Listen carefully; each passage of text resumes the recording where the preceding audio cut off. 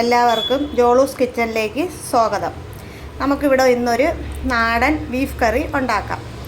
നാടനാണ്. അതിനായിട്ടുള്ള ആവശ്യമായ സാധനങ്ങളും ചേരുവകളും ഞാൻ നിങ്ങൾക്ക് കാട്ടിത്തരുന്നതാണ്.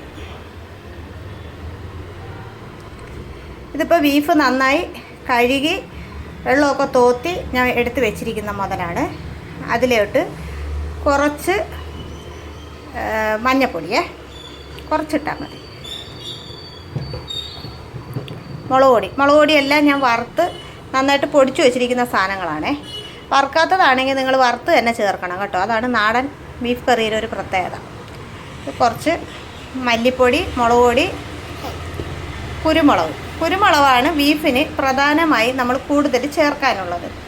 ബീഫ് കറി വയ്ക്കുമ്പോൾ എപ്പോഴും നമ്മൾ കുരുമുളക് ഇട്ട് വയ്ക്കുന്ന ബീഫ് കറി ഒരു പ്രത്യേക ടേസ്റ്റ് തന്നെയാണ്. അപ്പോൾ ബീഫിന് എപ്പോഴും കുരുമുളക് ശകലം മുന്നിട്ട് നിൽക്കുക. പിന്നെ ഇതിനകത്ത് പെരിഞ്ചീരകം, കറുകപ്പട്ട, ഇത്രയും അതും പച്ചയോടുകൂടി തന്നെ ഞാൻ ഇതിലോട്ട് ഇടുകയാണ്. പിന്നെ കുറച്ച് ചെറിയ ഉള്ളി, അത് ഈ കണക്കിന് മുഴുവന് അങ്ങ് അതിലോട്ട് ഇടുന്നുണ്ട്. പിന്നെ ഉപ്പ് ഇതിൽ നമ്മൾ കുറച്ച് ഇട്ട് വേവിക്കണം. നമ്മൾ അരപ്പിൽ പിന്നീട് നമ്മൾ ചേർക്കുന്നതാണ്. കണ്ടേ, ഇത്ര തന്നെ ഇടുന്നുള്ളേ.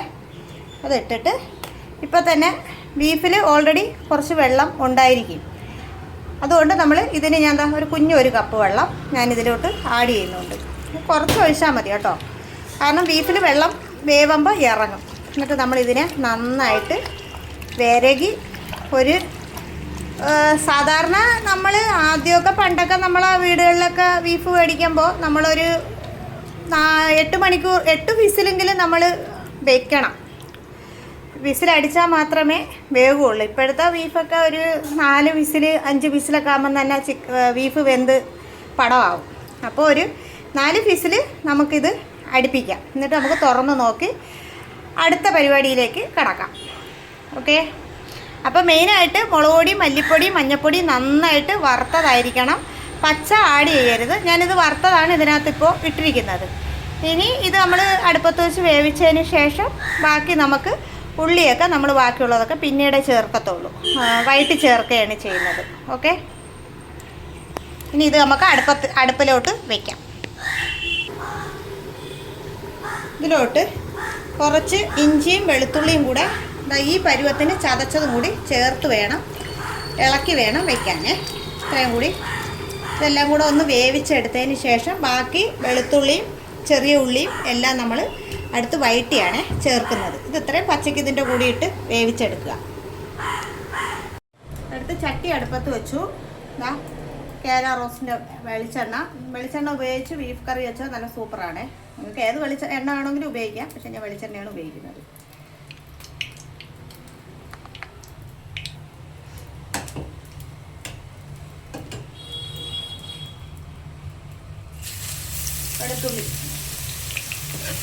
വെളുത്തുള്ളി ഇഞ്ചിയും കൂടെ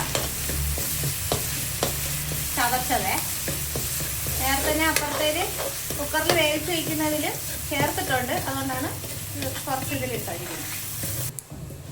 ഇതുപോലെ മൊരിഞ്ഞ് വന്നിട്ടുണ്ട്. ഇനി ഇതിലോട്ട് ചെറിയ ഉള്ളി ഞാൻ കട്ട് ചെയ്തിട്ടില്ല, ഞാൻ മുഴുവനെയാണ് ഇടുന്നത്. അതിലോട്ട് ഇട്ട് നന്നായി ഇളക്കി ചേർക്കാം.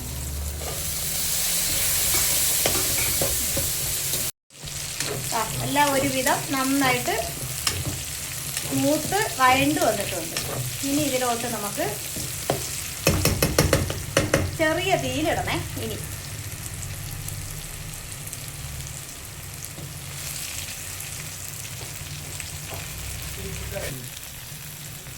കുറച്ച് മഞ്ഞൾപ്പൊടി,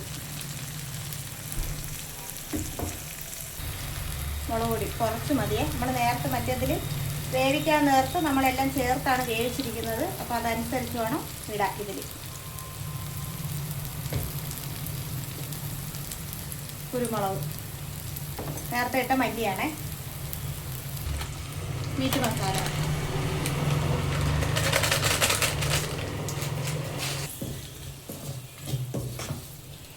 ഒരു പച്ചമണം മാറുന്നിടം വരെ ഒന്ന് നന്നായിട്ട് ഇളക്കി യോജിപ്പിച്ച് എടുക്കുക. ഇനി നമുക്ക് വേവിച്ച് വെച്ചിരിക്കുന്ന കുക്കർ തുറക്കാമേ. ഇതാ ഈ പരുവത്തിന് വെള്ളം കണ്ടോ, ഞാൻ ഒഴിച്ച കണക്കിന് വെള്ളം ഇത്രയേ ഉള്ളൂ. ആദ്യം ഈ വെള്ളം അങ്ങോട്ട് അതിലൊഴിച്ചു കൊടുക്കുക. ഒഴിക്കുന്നതെന്ന് വെച്ചാൽ ആ ഉള്ളി വേവാനുണ്ടെങ്കിൽ ബീഫ് വീഴുന്നതിന് കുഴപ്പമൊന്നുമില്ല, ആ ഉള്ളി ഒന്ന് വെന്തിട്ടില്ലെങ്കിൽ ഒന്ന് വേവാനാണ്. ഇതാ അരപ്പൊക്കെ നല്ല തിക്കായിട്ട് കിട്ടിയിട്ടുണ്ട്, കട്ടിയൊക്കെ കുറഞ്ഞ് വന്നിട്ടുണ്ട്. ഇനി ഇതിലോട്ട് നമുക്ക് വേവിച്ച് വെച്ചിരിക്കുന്ന ബീഫിനെ എടുത്ത് തട്ടാം.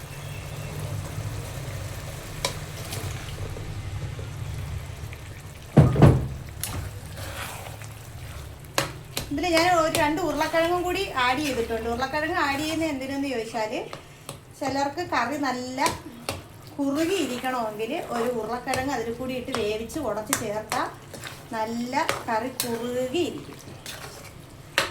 പിന്നെ ഇതിനകത്ത് ഈ ബീഫിനകത്ത് നെയ്യെന്ന് പറഞ്ഞ സാധനമൊന്നുമില്ല, നെയ്യൊക്കെ ഞാൻ മാറ്റിയിട്ടാണ് കറി വെച്ചിരിക്കുന്നത്. അതുകൊണ്ടാണ് ആ ഉരുളക്കിഴങ്ങ് ഇട്ടിരിക്കുന്നത്. അപ്പോൾ നല്ല കുറുകി ഒരു കറി നമുക്ക് റെഡിയാക്കി എടുക്കാൻ പറ്റും. ഇതിലൊന്ന് തുറന്ന് നോക്കണേ. ഇതാ ഈ പരുവായിട്ടുണ്ട്. കറിയൊക്കെ നല്ല സെറ്റായിട്ടുണ്ട്. ഇനി അതിലോട്ട് എരിവ് വേണമെന്നുള്ളവർക്ക് വേണമെങ്കിൽ കുരുമുളക് പൊടി ആഡ് ചെയ്ത് കൊടുക്കാൻ പറ്റും കേട്ടോ. ഇപ്പോൾ ഈ പരുവത്തിന് ഇരിക്കുമ്പോൾ നിങ്ങൾക്ക് ചെയ്ത് കൊടുക്കാം. ഇത് എനിക്ക് പരുവമാണ്. ഞാനിവിടെ 1 കിലോ ബീഫാണ് എടുത്തിരുന്നത്. അതിൻ്റെ മണ്ടയിലോട്ട് തക്കാളി ആ അരപ്പിൻ്റെ മണ്ടയിൽ കിടന്ന് തന്നെ വെന്തോളൂ, ഇളക്കണമെന്നില്ല. ഇത് ഇങ്ങനെ തന്നെ അടുപ്പത്ത് വെച്ചും കൊണ്ട് ഇതിലോട്ട് ചേർക്കാൻ വേണ്ടി തേങ്ങാക്കൊത്ത് മൂപ്പിച്ചെടുക്കാം.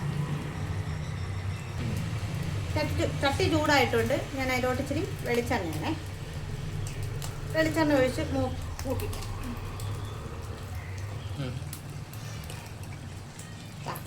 ഇത് പല നാട്ടിൽ പല പേര് ആളുകൾ പറയും കേട്ടോ. തേങ്ങ പൂളി എന്ന് പറയും, കൊത്തെന്ന് പറയും.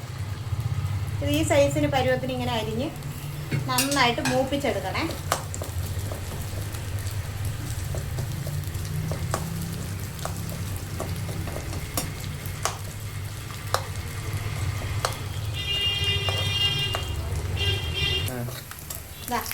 ഈ പരുവത്തിന് കോരി ബീഫിലോട്ട് ഇടുക.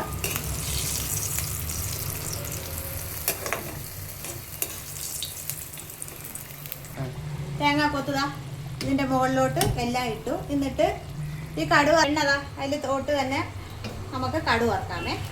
ആ എണ്ണ എടുത്താൽ മതി. അതിലോട്ട് തന്നെ നമുക്ക് കടുവും വറുത്ത്, ഉള്ളി മൂത്തിട്ടുണ്ട്, അതിലോട്ട് നമുക്ക് കടുവും കൂടി.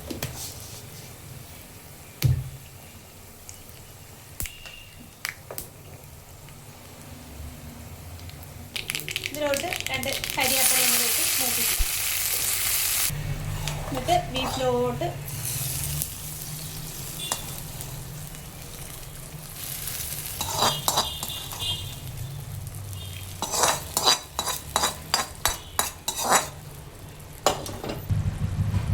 സവാള ഇങ്ങനെ,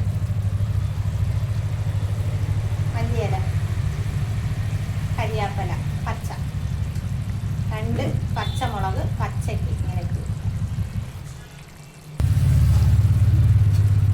ബീഫ് കറി ഇവിടെ റെഡി ആയിട്ടുണ്ട്. എല്ലാവരും ഇതുപോലെ ഒന്ന് ട്രൈ ചെയ്ത് നോക്കുക. എൻ്റെ ഈ ഡിഷ് നിങ്ങൾക്ക് ഇഷ്ടമായ എല്ലാവരും എനിക്ക് സബ്സ്ക്രൈബർ തരിക. നാടൻ ബീഫ് കറിയാണ്.